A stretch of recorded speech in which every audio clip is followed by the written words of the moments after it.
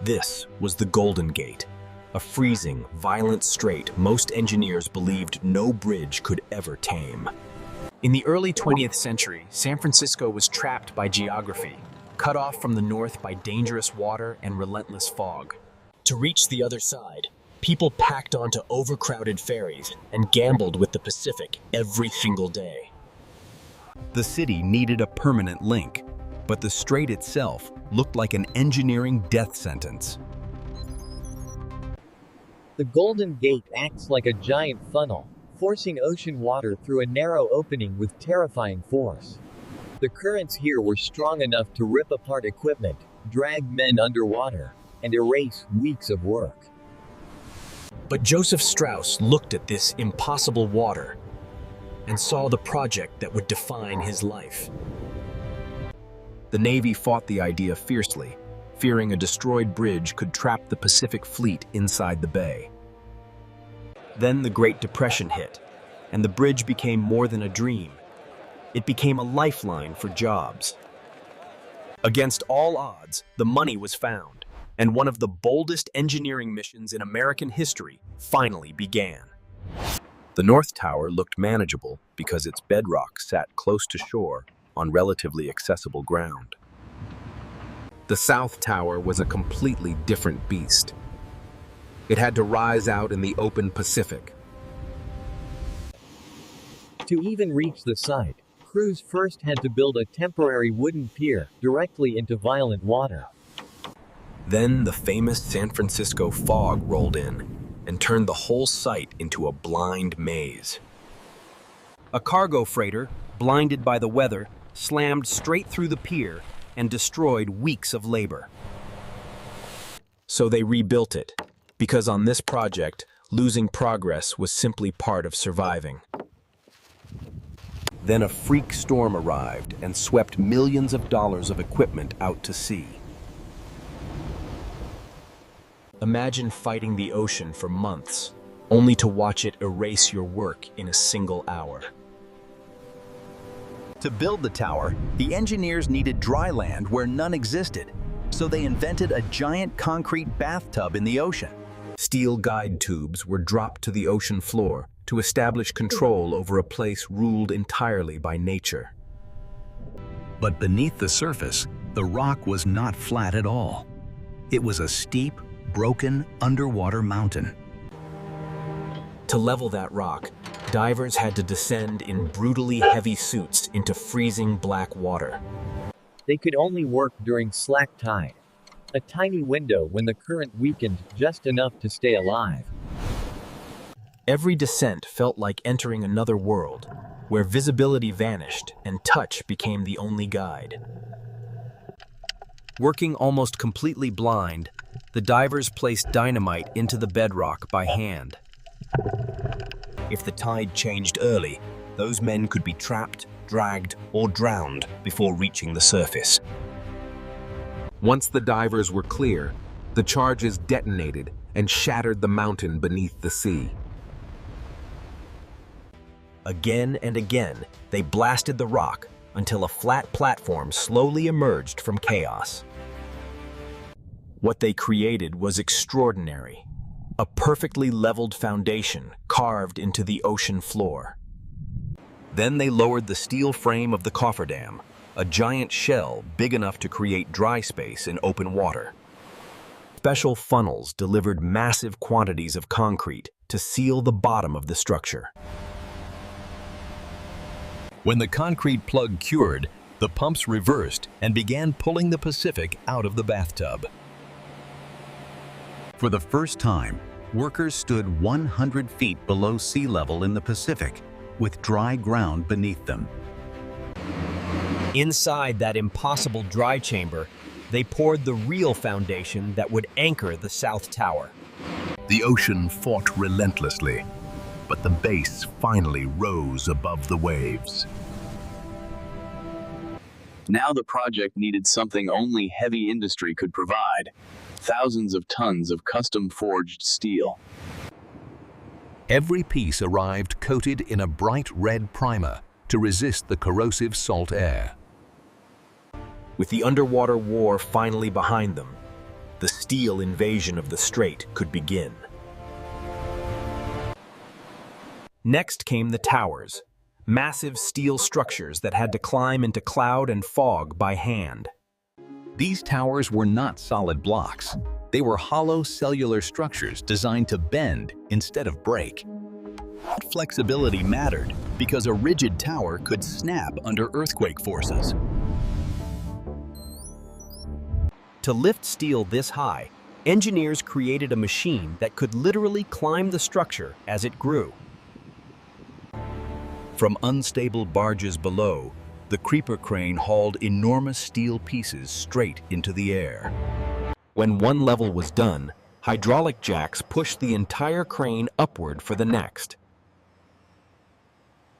But placing the steel was only half the job.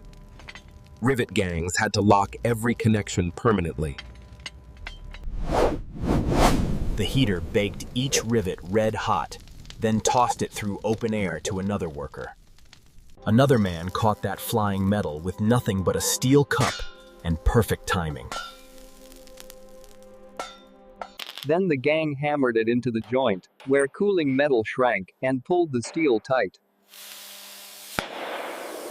These men balanced on beams high above the strait, with almost nothing between them and the sea. The true enemy wasn't just height. It was wind, violent, sudden, and always trying to throw them off balance. Every plate had to be controlled by human strength, while the Pacific fought for every inch. And despite all that brutality, the towers were shaped as architecture, not just engineering. Irving Morrow designed them as monumental gateways to the Pacific.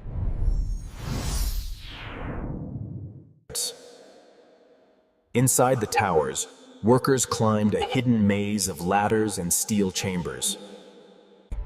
Month by month, the tower rose until it towered above the strait like a man-made cliff. Finally, the tower reached its full height, 746 feet above the water. At the summit, enormous saddles were installed to carry the bridge's future cables. These saddles were not fixed rigidly in place. They sat on rollers so the expanding cables would not tear the towers apart. With both towers standing, one terrifying fact became clear. The world's longest suspension span still had nothing connecting it. Before a bridge could hang between the towers, the shore itself had to be turned into a deadweight anchor. These anchorages had to resist tens of millions of pounds of force trying to tear the bridge apart. The crossing began not with a giant cable, but with a single small wire pulled across the gap. Once that line was in place, larger winches lifted it higher and turned it into the starting point for everything else. From that tiny wire, they built wooden catwalks in the sky, the first real pathway across the strait. These swaying platforms became the work site for the men who would build the main cables in midair. The main cables were too heavy to lift whole, so they had to be manufactured in the air, one wire at a time. This machine, the spinning wheel, carried a single strand back and forth until a giant cable slowly took shape.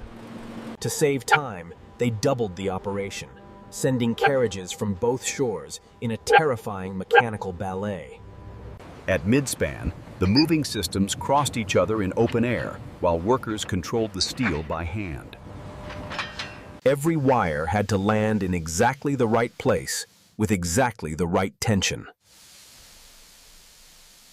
If even one wire lost tension or tangled, alarms sounded, and the entire operation stopped instantly. Precision mattered because the failure of a single strand could compromise the entire bridge.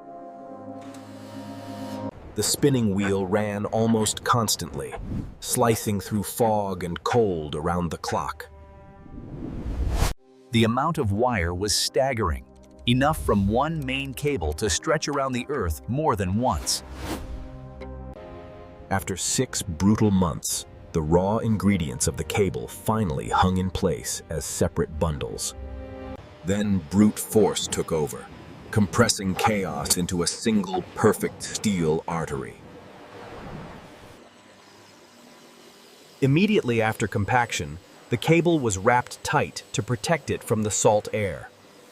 The result was a massive, solid cable capable of supporting its own weight and the entire roadway below. Next, engineers bolted steel bands around the cable to create the attachment points for the bridge deck. From those bands came the suspenders, the vertical lifelines that would carry the road. With the suspenders ready, the roadway sections began their climb into the sky.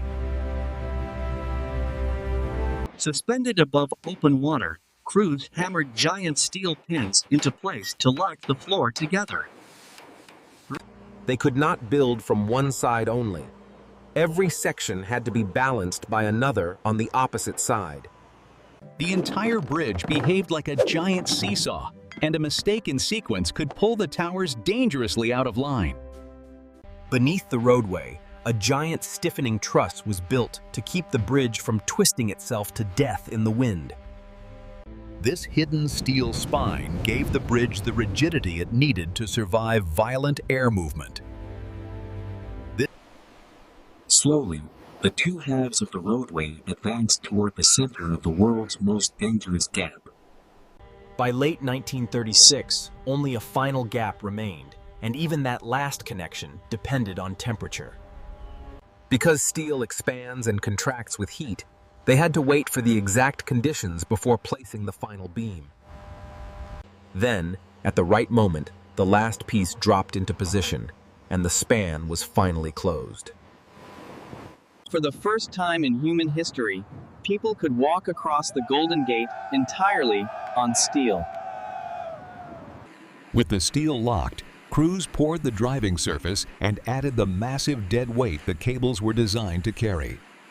As the load increased, the great cables settled into their final shape. The Navy wanted harsh warning stripes, but the raw red primer had already revealed a better idea. The architect saw that this color was not only beautiful, it was highly visible in fog and perfectly matched the landscape. His most famous move was a huge safety net stretched beneath the steel to catch falling workers. The Golden Gate Bridge was not just built across dangerous water. It was forged out of risk, genius,